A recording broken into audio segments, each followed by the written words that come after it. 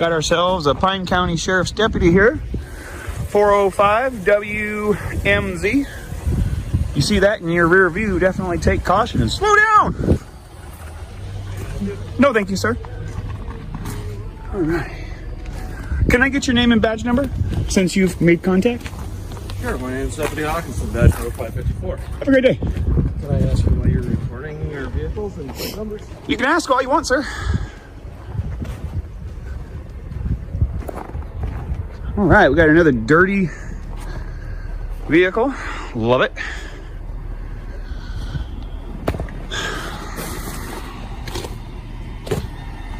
All right. Let's take a look at something here.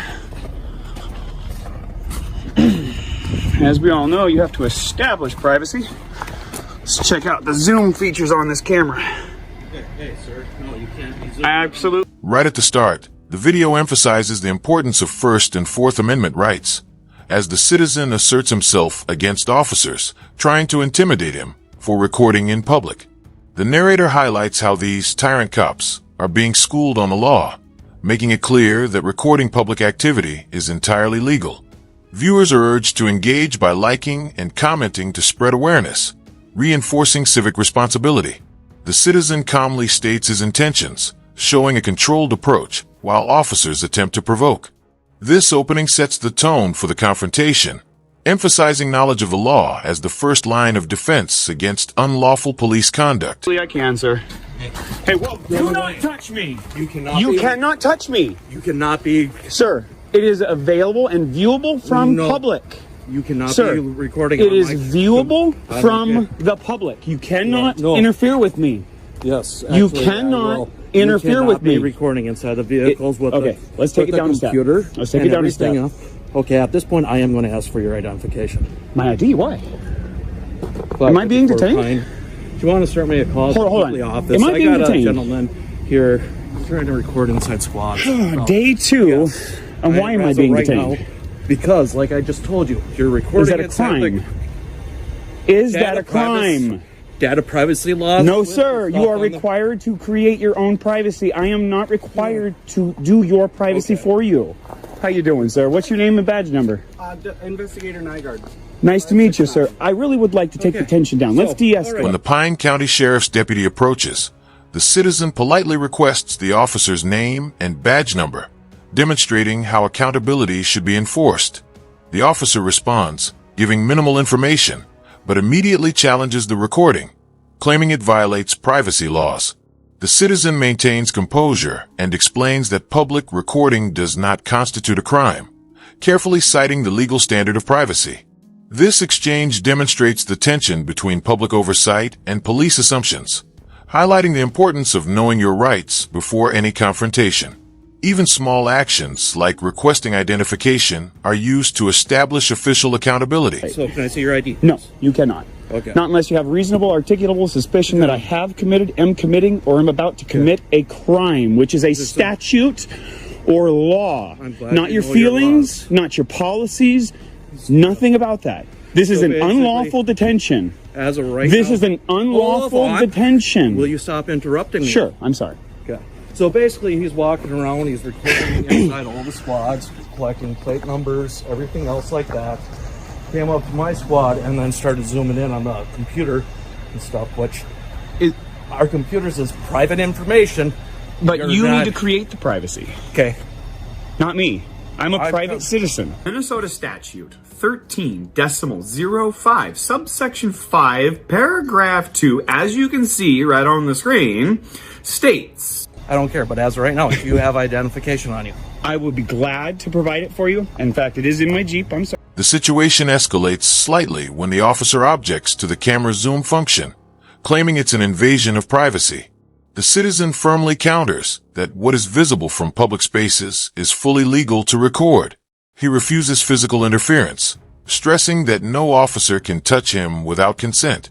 This portion shows the citizen's clear understanding of lawful boundaries, contrasting with the officer's misguided attempt to assert control.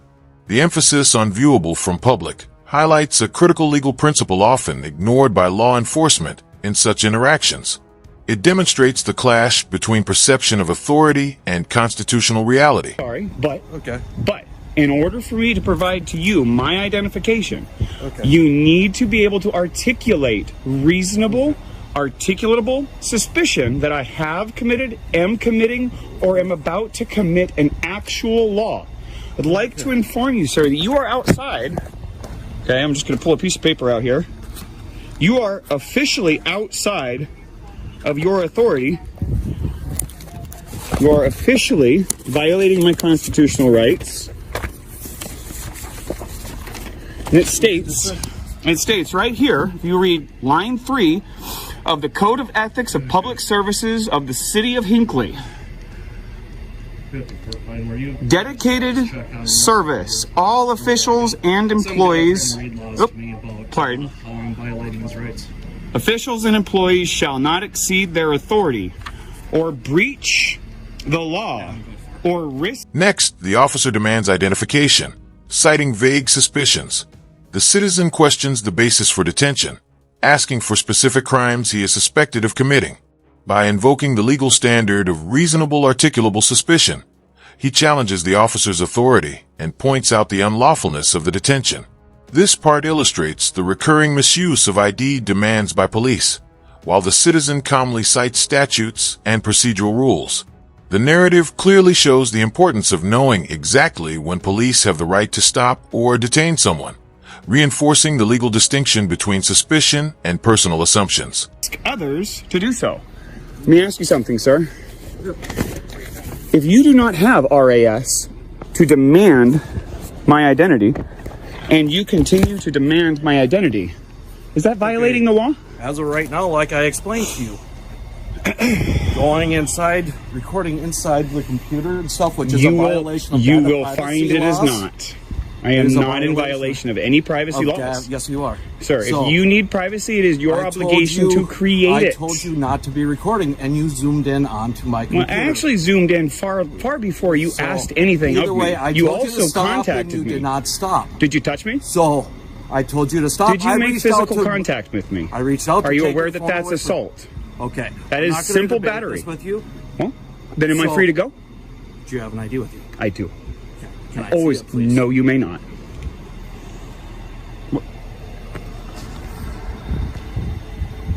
From this point forward, I will. The citizen highlights Minnesota Statute 13.05 and asserts his rights as a private citizen. He stresses that the obligation to maintain privacy lies with the individual, not him. Despite repeated demands, he refuses to provide ID without a lawful basis, demonstrating controlled, informed resistance. He also points out when physical contact by officers constitutes assault or battery, reinforcing accountability. This section serves as a clear teaching moment, showing viewers how to legally confront unlawful demands while remaining polite and rational. The emphasis remains on staying calm, knowledgeable, and assertive when confronted by overreaching authorities. will observe my right to remain silent. I have nothing further to say to you without a lawyer present. That's fine. I'll just get a hold of my supervisor and I'll see what. Maybe he'll Otherwise- educate you. Do you really have to be so rude? When my rights were violated and I was assaulted by somebody who was sworn to uphold my constitutional rights, I get pretty upset, sir. I'm so sorry to hear that. I'm sorry to hear that you don't know my rights or care about my rights and you want to try and use tools of intimidation to take my rights away from me. I'm not going to have it. Take any rights away from Are you demanding my ID? I am asking you for. Am I free to go? Just hang on, real quick. Am I free to go? I said hang on. Am real I quick. being detained? I already answered that question for you. And what crime do you suspect of me to be committing? Have committed or am about to commit? What law? You're being very quiet here, Mr. Nygaard. You understand what I'm doing here, don't you? Even as the officer continues attempts at intimidation, the citizen insists on remaining silent until a lawyer is present. The narration emphasizes the officer's failure to respect constitutional rights, reinforcing how tools of intimidation are often used against civilians who assert their rights. Viewers are reminded that maintaining composure while citing legal principles is crucial. The tension shows the officer's frustration with someone who knows the law. This section exemplifies how asserting rights consistently can prevent unlawful coercion. even under repeated questioning or aggressive behavior.